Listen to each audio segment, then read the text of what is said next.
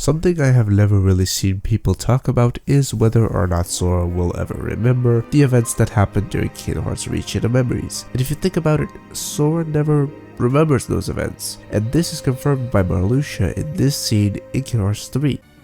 A shame you've no memory of me, because I remember you exceedingly well. Now, as we know, this is due to the fact that Sora chose to lose his memories of Castle Oblivion at the end of Kingdom Hearts Reach Into Memories, and by the time he wakes up at the beginning of Cage 2, Sora and the gang have no recollection of anything that had happened there. And at this point, after Cage 3 and Melody of Memory, Sora still was not filled in on what happened during that time. So that means there was no point to the whole story and Sora will never truly know?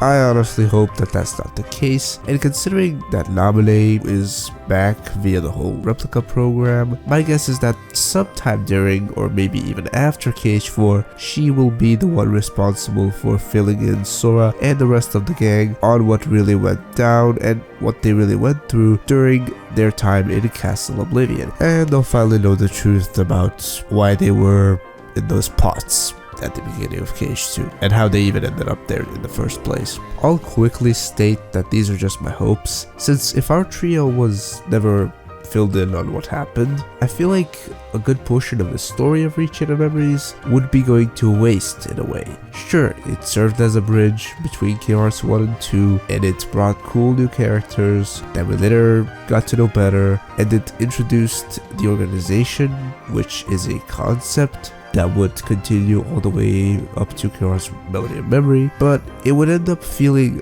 wasted and pointless if Sora and the gang never really found out about their encounters with characters like Axel, Larkseed, Marluxia, or hell even the freaking Riku replica. And to be honest, I would hate for a story that has a little bit more potential to it to not be utilized and expanded on just a little bit more.